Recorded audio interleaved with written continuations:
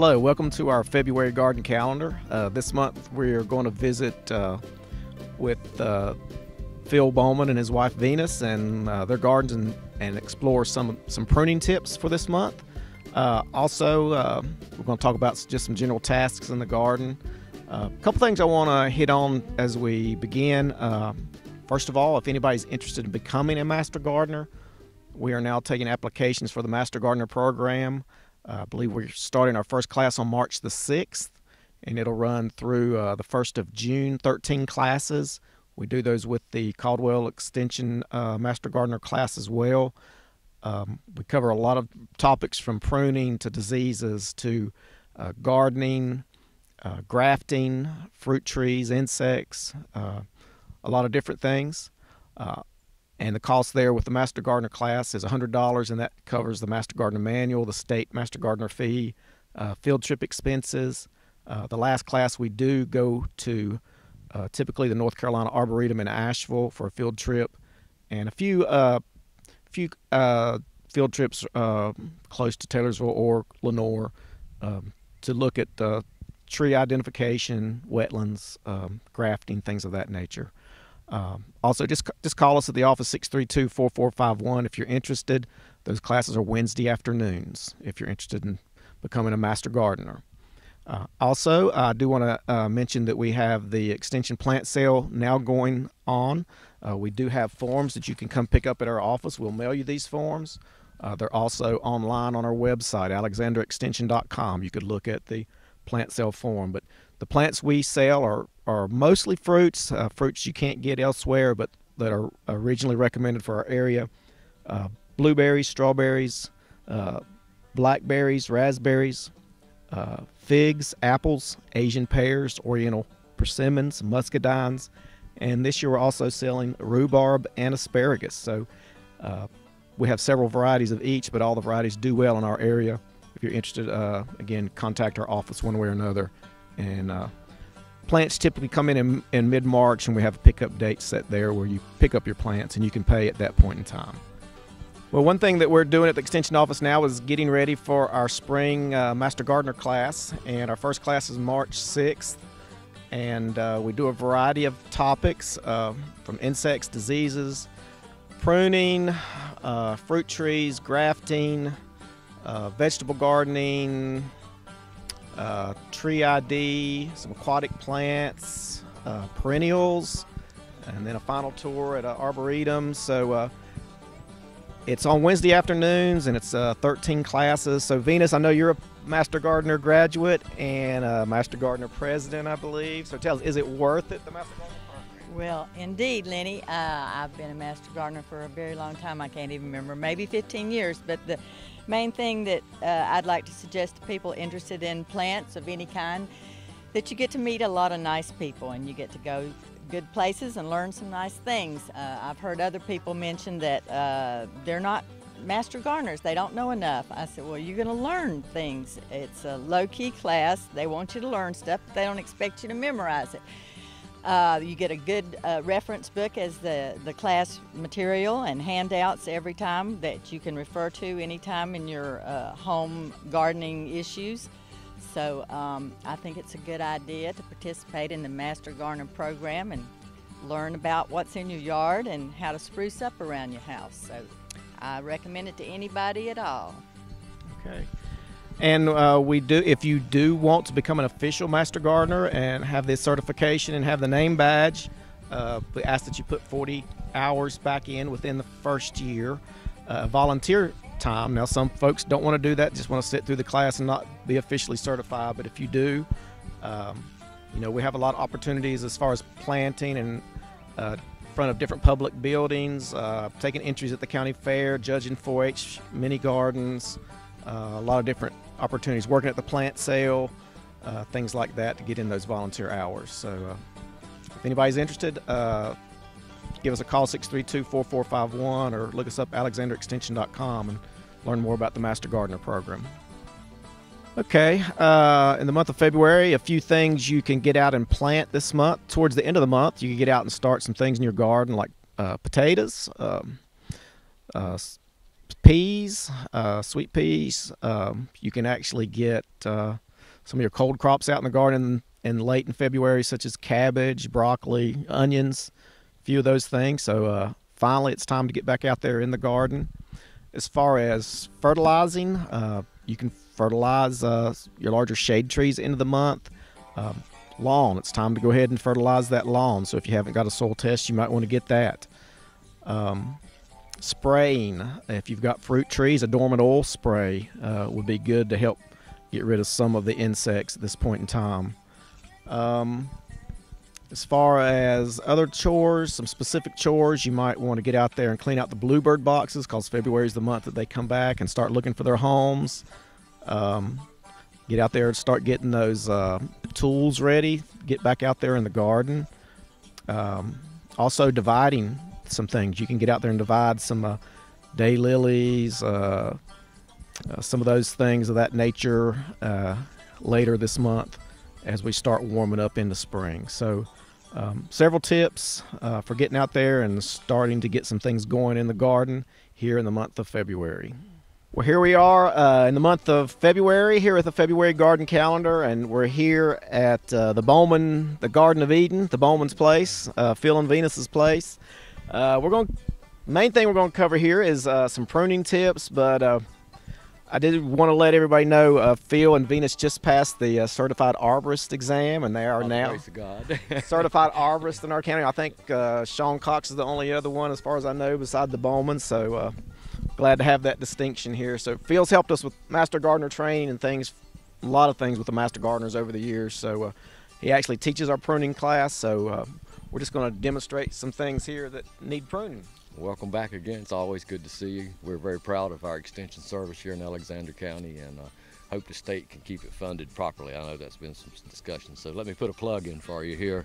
You do an outstanding job. You have some great personnel, and real happy to share some tips about pruning today. We did just recently pass the International Arborist Certification Test, which was rather difficult, but thank God we passed. So today I thought we might start with a fairly common plant, a butterfly bush, a Buddleia. The one I'm going to be working on is somewhat larger than most people let them get.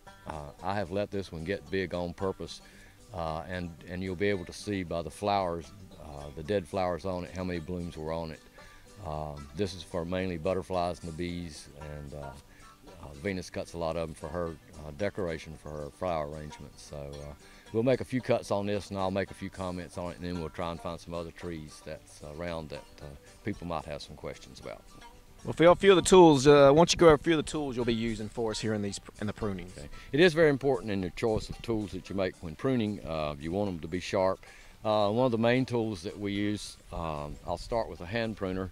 I would advise people or recommend that you buy a good set when you're buying. They're going to last you a lifetime if you take care of them.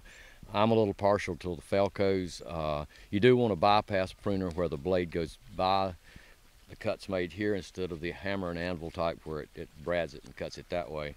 Another tool that comes in handy is the loppers. These are a pair of Hickox recommended by Gary Morrill up at Green Go Orchards. One of the best sets of loppers that I've owned. Also a good pruning saw, a Japanese variety. I've went through a whole lot of saws over the years, and I have to say far and away that Silky, I get no paid advertising here, but they make the best pruning saw in all different sizes that you can get. And Sherrill Tree Company here in North Carolina in Greensboro carries these tools and any other tools that you might want for working with your trees. Okay, as we mentioned before, this is a butterfly bush. A lot of people have them. They come in a lot of different colors. This is one of the common purples.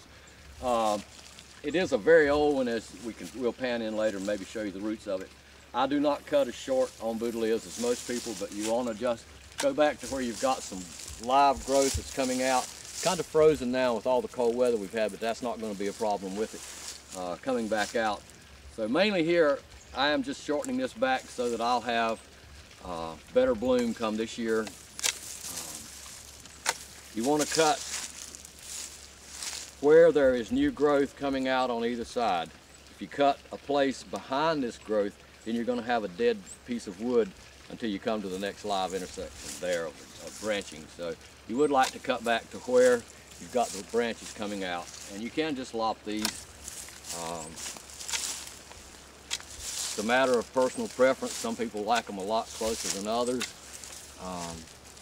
I prune mostly with the idea of maximizing the flowers that I'm going to be able to get, and also to keep from splitting. I don't know if you can see up here, but what happens a lot of times when you let a tree or shrub get this size, if you have a winter storm, heavy freeze, ice on it, or even a thunderstorm with high winds, you can get some splitting.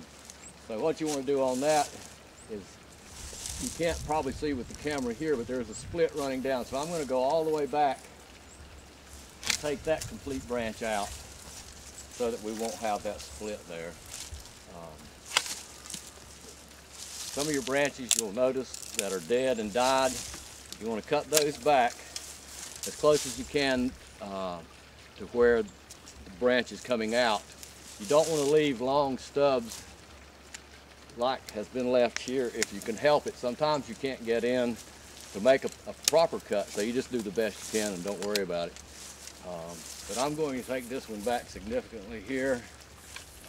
You can see the cut that I made last year up here where you get new branches coming out. So I'm going to open this up to where we can get some light into the inside of this tree, this shrub, and hopefully we'll have a lot of blooms for the birds and the bees this year.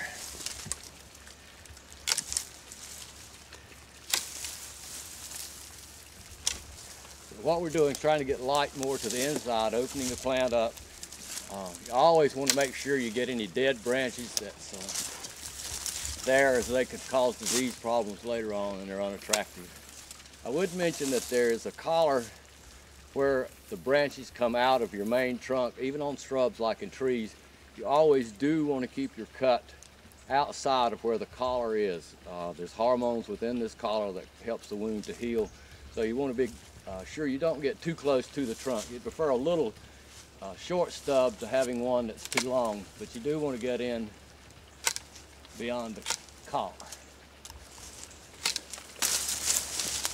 Here's one that's interesting. We don't really have a whole lot of life coming out on it, and I can tell by the ends of the wood here that it's not very healthy. So this one I'm going to take off all the way back, and for that I will use the saw. It's not like a large tree branch, and I won't have to make the normal 3 cuts that you make. I will demonstrate though for purposes. If this was a large limb and we were going to cut it off, you want to make 3 cuts. First thing you want to do would be remove all the heavy weight from here, so you'd make an undercut so that when it is cut it will not strip the bark going down into your tree, and then you come back and pop outside of that and make your cut, and you see when it broke it does not splinter. I took some of the weight off now, so I am just going to take this back to the collar here and make my cut here.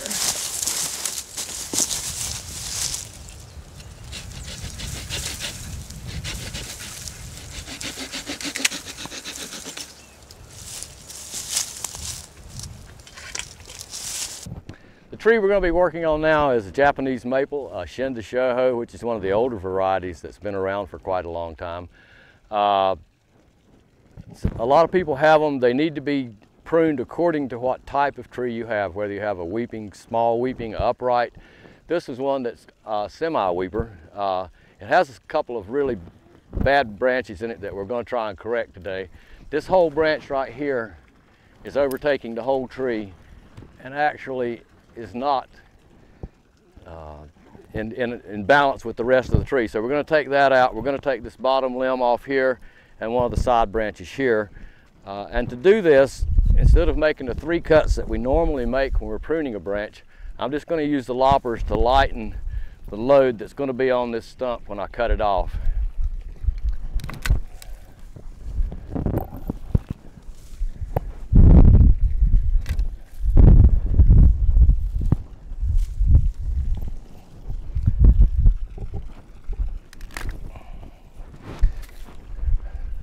One of the things that I might discuss is if you're using loppers on too large of a branch, even with bypass cutters, you're going to run into this problem where you peel the bark and splinter the wood.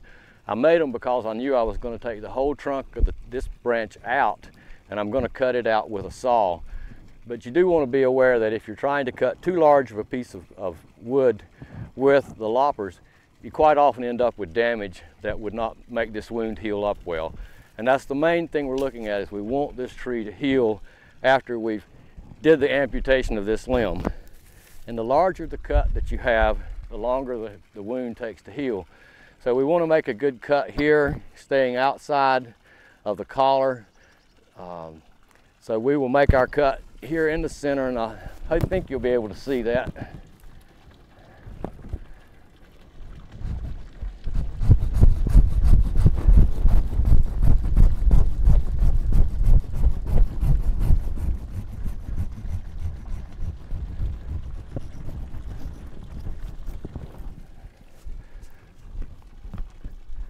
Now with this wound, we should be able to get a good heal coming in there to heal that wound. And this is another example here of the collar that's a little better to see than was on the Buddleia. I'll go ahead and cut this off out here so you can see better, but this part here is the collar of the tree. And that's the place that you want to make your cut, right up alongside, so that you'll get a nice healing wound there. We also need to take this one out, which is growing out into the walkway. It's also pretty lateral. I have branches that are covering the space that this one's in, so we're going to take that whole branch out too. And we'll do it the same way we did the other. We'll take the weight off first with the loppers and then make the cut at the trunk.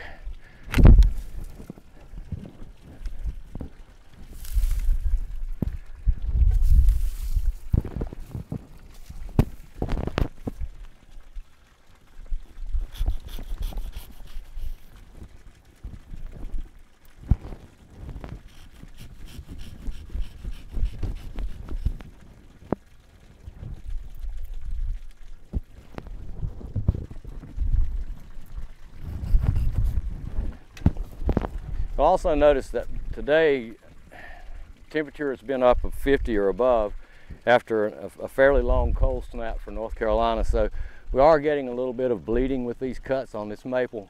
The bleeding really won't hurt the tree. If I prune a little later, I seem to get less bleeding, but for today's purposes we're going to make that cut. So after this one we'll move on and we'll do some work on a magnolia. The next tree we're going to make some cuts on, do some pruning on, is one of the Solengianas, the tulip magnolias. This is a purple one. One thing I might comment about this tree is its size.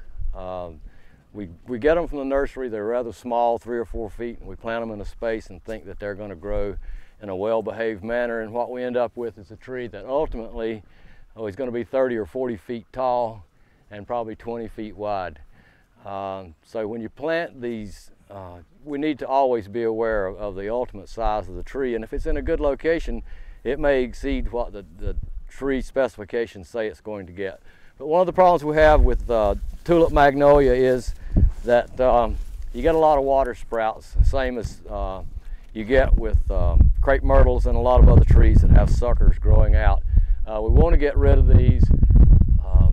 Normally I would let them go till after the flowering season, but for today's purposes, we're going to go ahead and make some cuts and talk about how to properly prune this tree.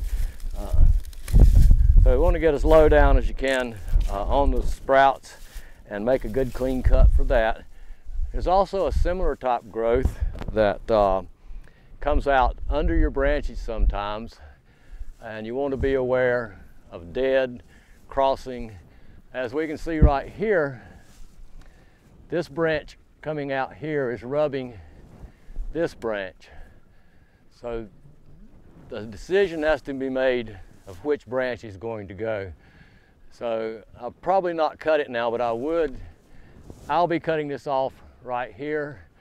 I'll probably wait to do that until it's in bloom so that the flowers can be harvested and Venus can utilize those. But you can see we do have a side branch here that's a nicely shaped branch. This one started out the same way these did. There's always going to be branches that outgrow the rest of your tree, and one of the things that we spend a lot of time pruning is taking off those that have the super fast growth. So Once more, we always want to remember to cut right past the collar. This little branch here, I don't know if you can see this, Chad, but this is where we cut off a major branch that was growing internally 2 years ago. And you can see that because we got a nice clean cut at the collar, that it has healed over. The tree will never grow new wood under a scar, but it will cover over with surface tissue and cover that wound. And one of the reasons that we left these other branches was to speed the healing of this. So our wound looks good, and now we're just going to take off some of these that are growing out of line. If I can get over on this side, you can see here how this one's growing not only against the trunk, but it's outgrowing the rest of the tree. It's one that we will use a saw on, just so I can get a cleaner cut. Since I can hold this one, I don't generally go with the 3-cut method in just removing a small branch, but you always do want to be careful and make sure you get a good clean cut.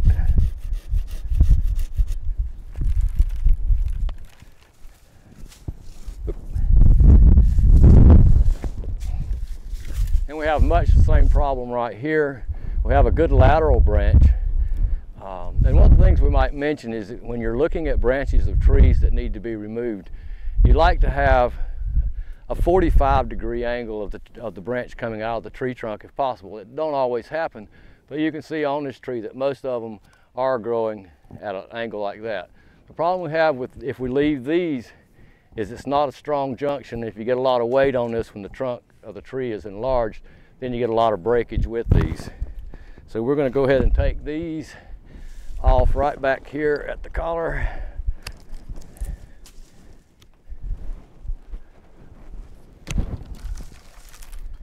Here we have some crossing limbs. It's a matter of, do I want to keep this one, or this one? Since this one is a little larger, we're going to take off the smaller one here and that one there. See what else we have crossing here that we might address. Here we have a branch that's coming out and rubbing the outside branch here. This one we're going to cut right back here so that we're going to have flowers on the inside. What we don't want to have is a tree that we've taken all the inner growth out and leave just growth on the tips of your branches. That's not what we prune for or any ideal that we're trying to achieve with pruning. What we want is balance and a stable tree that's not a threat to hurt people or fall on anything of value. But these are a softwood tree. They're fairly easy to prune. They heal up well. But you must remember when you are purchasing and putting out these trees, be aware of the size they're going to go. Another one here that we see that's going to be a future problem is this branch here is growing internally. It's going to do nothing but hit other limbs of the tree. So this is one we would want to take out. Again, we can see the collar and make our cut right there. I'm going to leave this little side branch here for right now to help with the healing of that wound. We're going to do a little work on a blueberry bush right now. Typically I don't prune blueberries a whole lot, but these need thinning out. First thing you want to do is, if you can identify the dead branches and wood that's there and take those out as the first move. So on this one we have some branches in here that have died back all the way.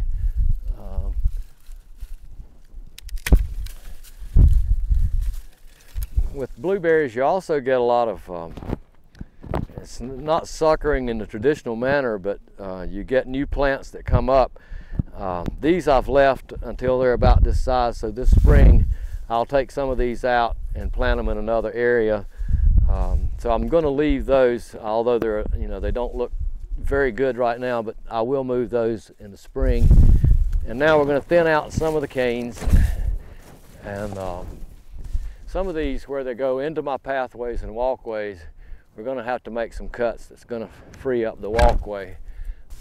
Some of the older canes that we have would be what we would ideally want to take out first. And again, we've got branches that rub, that cause damage, that let disease come in. So you ultimately have to make a decision on what to take and what to leave. So here we've got a limb coming all the way from over here across. Got some dead wood. But mainly what we're doing is trying to get more light in, and at this point we are cutting out fruit, so we do be aware that sometimes we will sacrifice fruiting for the purpose of getting better and bigger fruit by pruning. One of the problems we have pruning at this time of year, when it's actually time to do pruning, with the weather we've had, can cause some damage at the places you have pruned due to the extreme cold. So being kind of selective in what we do pick to prune today. But there has been a problem with blueberries that people should be aware of and keep their eye out. There is a fruit fly that is attacking the blueberry crop as it's getting ripe, and unfortunately they wait until your fruit is almost ripe and ready to harvest before they attack. Last year, I suppose we lost 80% of our crop. You get ready to come out and harvest, and this, I believe it's a two-spotted fruit fly, is that right? That's causing the problem. They can be sprayed a number of times during the season, the production season, to help. But I know that several places that had blueberries last year were plagued with the fruit fly. It is a significant problem. I haven't figured out how to get rid of it yet, and I don't think anyone else has, but it can be very problematic for North Carolina that does grow a lot of blueberries. A lot of pruning is subjective. It's what the eye of the beholder, of what the person doing the pruning thinks it looks best for them, and that's probably as it should be, because we're mainly looking at the health of our trees. And in this case, we want to increase the size of our fruit that we're going to hopefully get before the fruit flies get it. But you can be more severe if you wish. Looking down here, I now see that this branch here really needs to go. Sometimes you have to prune to get in before you can see a problem, but we can see that this is the kind of problem that we end up with if we have branches that rub each other, and this can take the bark off and ultimately allow disease and insects to get in. So we're going to take off that whole branch there, and I'll go ahead and lop off the biggest part of it so I don't have to worry about splitting the bark when I saw it off.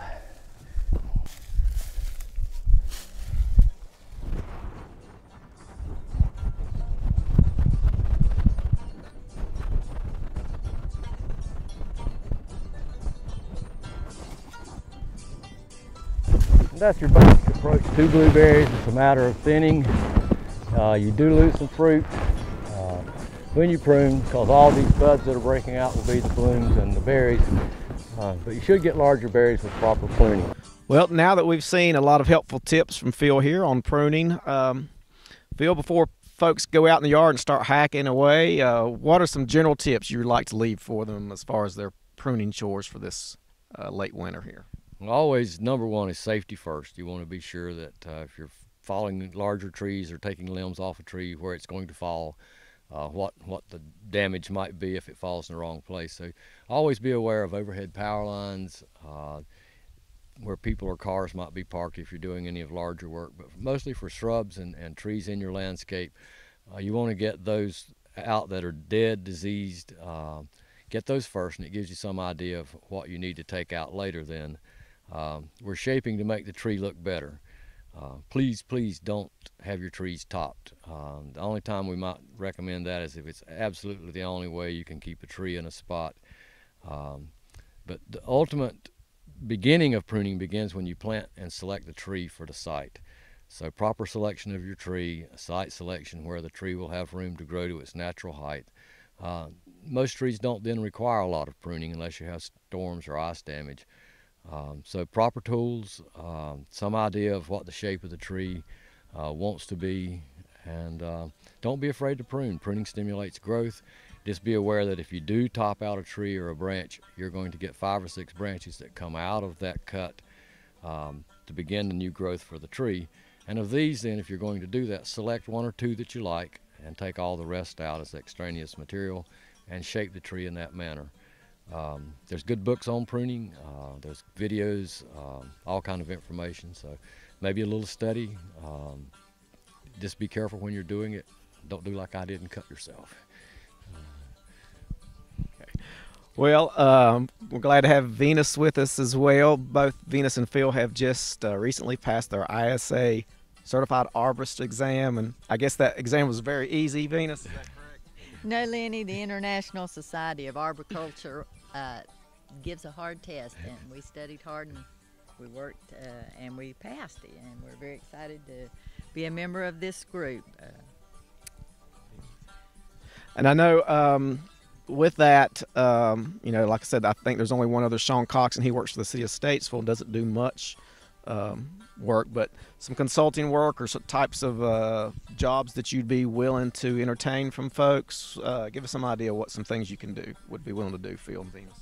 We do specialize in shaping Japanese maples, since we have so many varieties ourselves and grow a lot of them so that we know their growth habits. Mostly specimen trees, weeping blue Atlas cedars, or specimen trees that people have that are special trees in the landscape. These are most of the work we're doing nowadays in our old age. We do some consulting on diseased trees or damage, landscape consults for what you might want to plant in an area. We both are certified plant professionals also, and we're plantaholics, so we love a lot of plants. So we do some consulting work for people that are putting new gardens in, or new beds, or new plants in the landscape. So, those are the things we prefer to do mostly nowadays. Okay, what's a phone number or a way folks could get up with you if they wanted to try to contact you? I suppose I can give you that. 632-5597 is my home phone. If you don't get me, leave a message and I will get back to you. Trees that are large and all, I know some people who do major arboriculture work. My guy who comes out here and saves me on big trees is Richard Holler. He's a certified arborist in hickory, and one of the people who kind of got us interested in the arborist certification.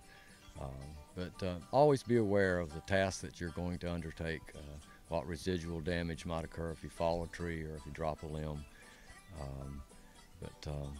Just be careful and have a good time. It makes your trees prettier. Okay, thank you all for having us out and giving us some very helpful information today. We hope it helps someone out. Well, I hope you've enjoyed our garden calendar for this month. If you have any questions or want a little follow-up on something we've covered, you can find us in several different ways. One is our location is 376 First Avenue Southwest in Taylorsville, and we are located directly beside the health department, right outside the front doors, or in the back parking lot of First Baptist Church. Or you can call us at 828-632-4451, or you can find us online at alexanderextension.com.